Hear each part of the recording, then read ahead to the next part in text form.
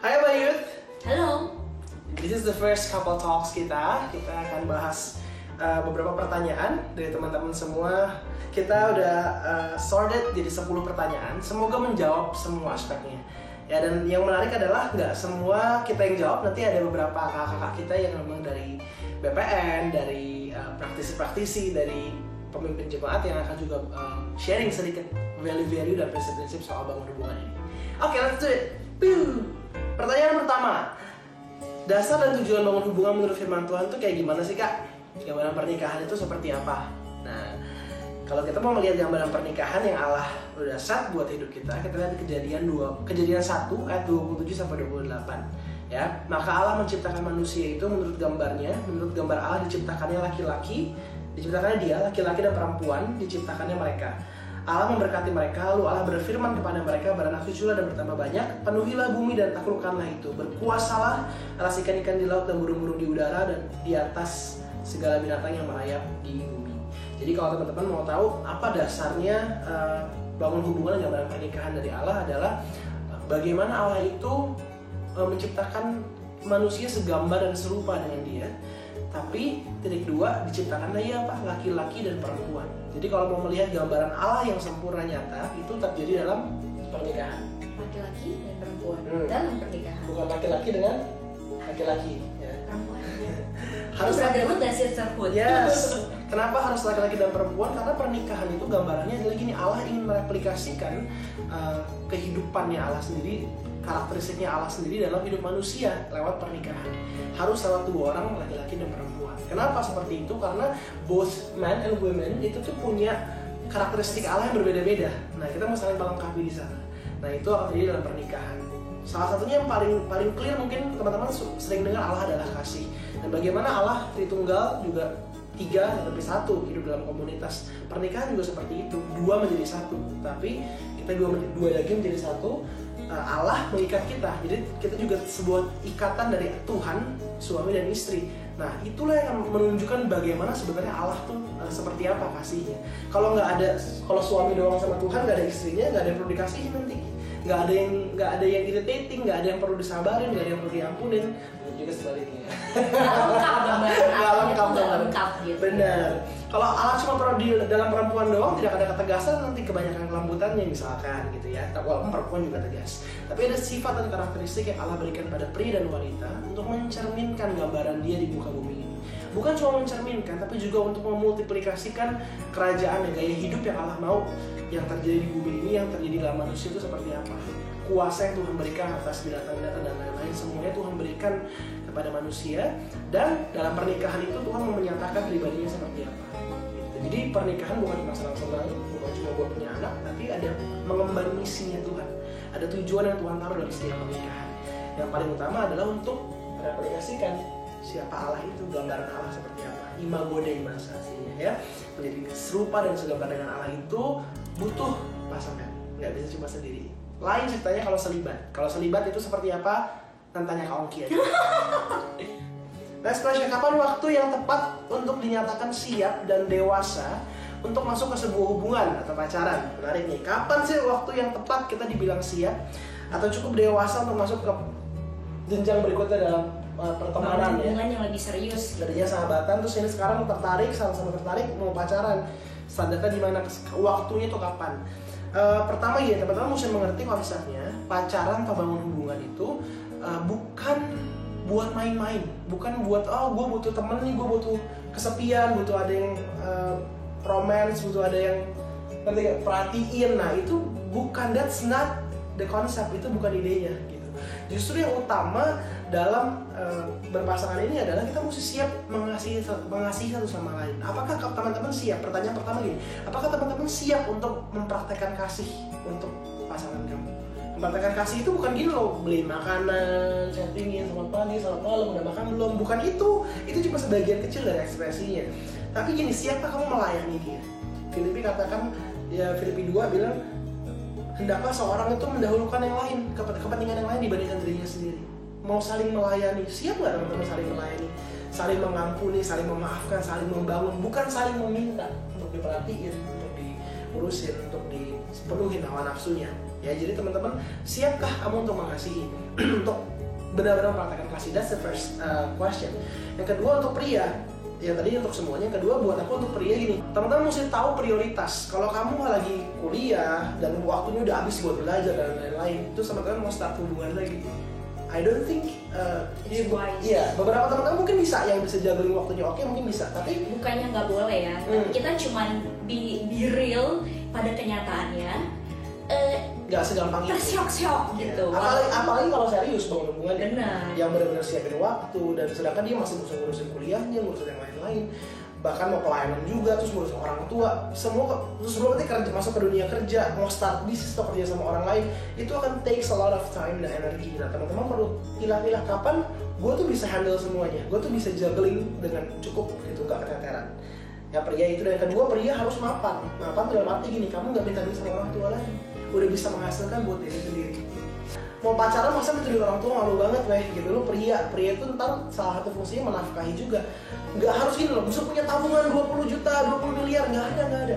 Tabungan tuh bisa belakangan. Yang penting ini siap nggak secara finansial, teman-teman tuh bisa Bertanggung jawab kepada diri sendiri. yes, udah nggak minta orang tua, bisa hidup sendiri, bisa atur keuangan sendiri. Itu salah satu buat aku tuh kesiapan dari pria, kesiapan mental dari pria. Dia bertanggung jawab. Artinya, maksudnya dia sudah kerja. Kecuali dia dikasih duit dari orang tuanya 20 miliar, no habis aja bakal mati gitu misalkan. Itu juga. But then again, itu cuma secara material, tapi secara kesiapan mental belum bertanggung jawab. Karena dia nggak mengelola uangnya, dia hanya menerima aja gitu. Key-nya adalah kesadaran akan tanggung jawab yang diberikan. Yes. Gitu. Nggak harus sudah settle kaya gimana, tapi mau untuk punya semangat mau kerja gitu loh, mau terus nggak mengelola uang gitu, mengelola berkat yang Tuhan percayakan, pekerjaan yang Tuhan percayakan. Kalau kerjaan juga nggak becus, masih nggak jelas mau ngapain hidupnya, gawat. Itu yang pria. Jadi pertama mesti mapan. Yang kedua, teman-teman pria juga harus punya visi dalam hidup kamu. Kamu mesti tahu kamu mau ngapain. Adam waktu diberikan Hawa sama Tuhan, Adam itu diberi visi sama Tuhan. Dan menjalankan misi. Dan menjalankannya. Jadi dia tahu Tuhan mau apa dalam hidup dia lakukan. Dikasih nama binatang, dia ngatur taman Eden, ya kan? Baru diberilah Hawa. Nah, baru Tuhan berinisiatif. Inisiatifnya Tuhan loh. Yes. Jadi kalau mau tahu kapan waktu yang tepat, tidak ada umur yang tepat sih. Kayak harus umur berapa, harus apa, nggak ada. Cuma jangan 12 tahun juga ya. Belum dapat KTP, nggak bisa nikah. Iya kan? Nah jadi teman-teman, kesiapan akan tanggung jawabnya mesti ada, kemapanannya pria. Dan yang kedua, pria itu harus punya visi dan menjalankan visinya. Oh gue tahu kak, gue pengen menjadi arsitek ternama, tapi kamu nggak pernah belajar, nggak pernah, bahkan kuliah aja males ya. Aneh, berarti nggak menjalani visinya. Misalkan kamu pengen jadi misionaris gitu kan, tapi nggak pernah baca firman Tuhan, ya aneh gitu. Kamu mau nyebarin apa gitu. Jadi apakah kamu bertanggung jawab atas hidup kamu dan panggilan Tuhan berikan? Work on it gitu loh. Nggak gampang nyerah karena keterbatasan yang mungkin terlihat sekarang, tapi benar-benar work on dalam mimpi yang Tuhan sudah taruh gitu. Kalau dari cewek? Kalau dari cewek sebenarnya pada dasarnya juga nggak begitu beda jauh. Cuman kalau cewek itu kan secara sosial di kita itu kan emang beban secara finance nggak begitu dibebanin ke cewek kan. Tapi buat aku hustle, the key is tetap sama, bertanggung jawab dan setia mengelola sama segala sesuatu yang Tuhan sudah percayakan dalam hidup kita. Berarti nggak cuma kayak, ya bener ada cowok kaya aja gitu nggak ya? Silakan bisa mempunyai ideologi seperti itu dalam hidupnya, cuman tidak seru gitu ya. Tidak seru. Iya, gitu. Karena kan setiap wanita juga ditaruh potensi yang unik gitu, bukan cuma potensi tapi juga misi dan visi Tuhan dan kerinduan Tuhan. Jadi kayak kita yang rugi kalau kita terlalu mengandalkan dari suami kayak gimana gitu. Iya, dan kayak terlalu simple, kayak udahlah gak usah repot-repot, yang kayak gini aja, yang kayak gitu aja. Sebenarnya nggak salah apa nggak? Iya nggak salah juga, cuman you missing all the good things gitu yang Tuhan sudah siapkan buat aku pribadi seperti itu. Jadi sebagai seorang wanita, kesiapannya apakah kita terus mau belajar untuk tetap setia dan mengelola sama segala potensi, talent, opportunity, pintu-pintu, mimpi, kerinduan yang Tuhan berikan. Jadi hustle in the waiting gitu kan. Bukan cuma hustle in the waiting tapi actually hustle gitu. Nah, terus kalau ngomongin masalah internal, ini penting buat wanita, buat aku pribadi, karena nanti kita itu akan menjadi penolong gitu. Jadi penting banget buat kita juga mempunyai dasar yang sangat-sangat kuat. Sadar buat terus mau memenuhi diri kita tuh sama Tuhan, bukan cuma sama yang lain, kontentmen kita, identitas kita, semuanya itu kita mesti terus bangun dan harus jadi makanan sehari-hari.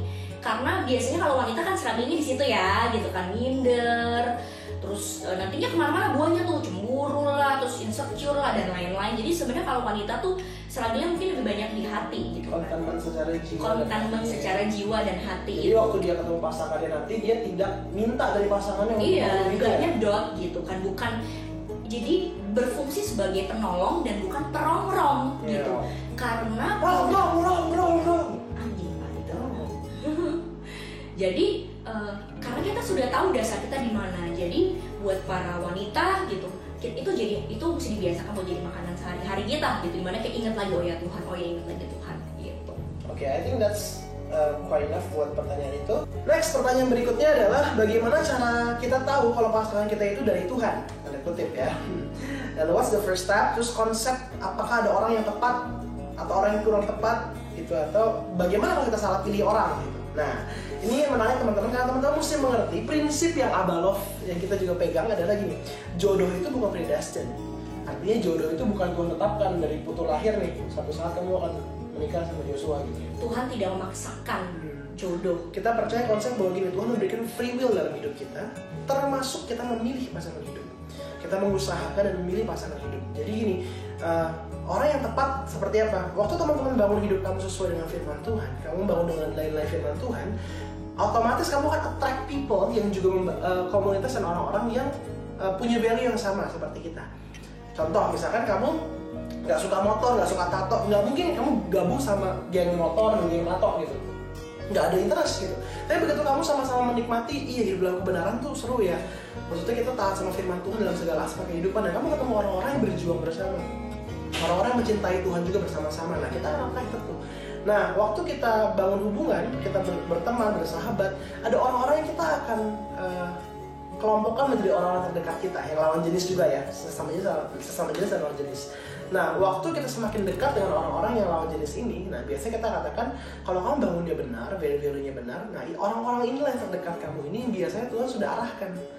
Karena apa? Sesuai bangun dasarnya sama, firman Tuhan, sesama-sama firman Tuhan, interestnya sama, membangun hidup dalam firman Tuhan. Nah, itu akan menarik buat kami. Nah, dari situ kan terjadi chemistry juga secara jiwa, yang mana yang cocok, cara bicaranya, cara penampilannya, nyambung enggak, chemistry-nya dan lain-lain, preference pribadi itu tetap ada. Nah, teman-teman bisa pilih yang mana yang teman-teman mau lebih interest more gitu. Bukan berarti kalau dia pendeta, cinta Tuhan kan langsung kita suka, nggak mungkin kan gitu.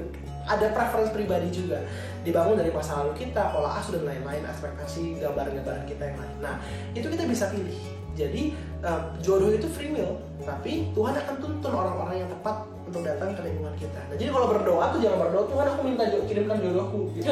I think that's not proper sih, Bu. JNE Bu. JNE ya, yes, yakin asal sampai. Besok nikah. Jadi buat kita ini. Tuhan berdoa ya Tuhan, biar aku tuh aware sama apa yang Tuhan mau dalam hidup aku, biar aku tertarik dengan orang-orang yang punya kualitas yang sama, yang mengasihi Tuhan juga. Jadi mata kamu terbuka ya, tadinya teman-teman, kok lebih tertarik ya, kok jadi sahabat ya, dari sahabat kok pengen lebih jauh lagi ya. Nah itu kadang-kadang kita secara manusia ada yang tutup, ya kan? Kayak aduh jangan deh, udah enak jadi teman, jangan lebih lanjut gitu. Jadi ntar kayak putu kayak gitu sama aku dulu, karena udah sahabat, takut kalau sampai kita masuk terus gagal nanti kehilangan sahabat, ya bisa jadi, atau minder lah atau apa. Nah itu perlu diberesin, karena nanti at the end of the day kamu harus memilih orangnya tepat apa enggak. Buat aku orang yang tepat lagi, orang yang tepat orang yang pertama dia juga bangun hidup di atas firman, dia punya value yang sama hidup kamu. Yang kedua, dia juga suka sama kamu. Iya, kadang-kadang ada banyak loh anak-anak yang kayak ini orang yang tepat tapi dia nggak suka sama lu, ya nggak tepat. kayak terlalu fokus sama perasaan sendiri sampai lupa buat consider dari sananya suka apa kagak gitu. It takes two to tango. Jadi teman-teman tuh nggak bisa cuma menurut gue nih dari Tuhan, gue yakin, gue berdoa, gue doain dia tiap hari, tapi dia nggak suka lu, dia nggak doain lu. Udah gitu loh. It takes two. Nah ini yang seru dalam pasangan ya. Nggak bisa cuma salah satu bertemu sebelah tangan. Makanya banyak lagu-lagu cinta lahir, karena cintanya sebelah tangan gitu ya, itu sakit, dia sama yang lain di tangan itu juga banyak seperti itu gitu. Cuma nggak apa-apa, kita belajar untuk bawa dalam doa, belajar untuk mempunyai sikap hati yang tetap mau mengasihi, membangun, walaupun dia nggak jadi pasangan kita. Jadi saudara, siap nggak kamu mengasihi dengan murni, mengasihi saudara seiman kamu dengan murni tanpa ekspektasi harus jadi pacarmu? Itu ujiannya. Goalnya kan harus terus belajar punya respon yang benar, termasuk dalam proses pengenalan lawan jenis gitu. Justru mesti dipertanyakan tuh dalam hati kita, kalau misalkan kita jadi marah, kita jadi pahit, kecewa sama orang karena orang itu juga nggak suka sama kita, jadi yang salah sama kasih kita gitu, berarti ketahuan. Nah, aku mau nambahin dikit aja sih Jo, dari yang ini kan ada pertanyaannya kan kayak salah pilih orang gitu ya. Kalau dari aku tuh gini, buat aku nggak ada yang salah pilih. Gini, pertanyaannya lebih tepat gini, bukan salah pilih orang, tapi salah memilih prinsip, fokus, salah melihat fokus hidup. Buat aku seperti itu, memegang fokus hidup yang lain. Karena gini, semuanya baseline-nya kan firman Tuhan ya. Kita juga ngomong kayak gini, semuanya baseline firman Tuhan. Jadi barometer apa yang benar, itu apa yang baik, itu semuanya firman Tuhan. Jadi nggak ada orang yang salah pilih, tapi yang ada dia memegang fokus yang salah ketika dia memilih. Tadi sebenarnya nyambung sama penjelasan Juju bilang, apa yang kita pandang penting dalam hidup kita, apa yang kita pegang dalam prinsip hidup kita, itu akan men-shape, membentuk kita tertariknya sama orang yang seperti apa sih. Makin kita ada di lingkungan yang spiritually gitu kan ya, kita banyak sharingnya sama firman Tuhan dan banyak melakukan kegiatan-kegiatan rohani, hidup kita tuh otomatis pasti kan fokusnya banyak kan ke situ. Jadi pengenalan akan Tuhan dan lain-lain. Jadi apa yang bikin kita interest, apa yang menjadi fokus kita, itu akan menjadi barometer untuk kita menentukan dong kita maunya sama siapa. Apakah orang itu juga punya passion, punya fokus yang sama untuk mengenal Tuhan. Karena banyak banget di luar sana, di kita juga ada gitu ya, yang orangnya begitu semangat mengenal Tuhan, terus begitu dia jatuh cinta sama satu orang, tapi orang itu sama sekali doesn't care about Tuhan bahkan. Cuma ya gue Kristen, tapi nggak hidup benar-benar lahir baru, atau mungkin nggak hidup dalam pertobatan, nggak bertumbuh. Itu ada, dan akhirnya dia harus gambling. Yang mana nih yang mesti gue lepaskan? Apakah gue lepasin keseriusan gue, fokus gue sama Tuhan untuk jadian sama dia, karena itu will cost them gitu, atau gue ya udah gue lepaskan dia karena dia berarti bukan orang yang tepat, karena nggak memiliki fokus yang sama. Ya jadi teman-teman, untuk menghindari tanda kutip salah pilih orang yang beda fokus, teman-teman mesti lakukan namanya pengenalan. Nah, pengenalan inilah yang dalam komunitas teman-teman mesti kenalnya secara murni, mengasihi dia secara murni gitu, sebagai saudara. Di sana kamu akan melihat fokus hidupnya sama apa enggak, value dia sama apa enggak, seperti kamu mau. Bagaimana kalau ada anak Tuhan yang bangun hubungan dengan orang yang tidak seiman? Apakah ada di firman Tuhan kalau pasangan hidup harus seiman? Bagaimana kita tahu dia sepadan atau tidak?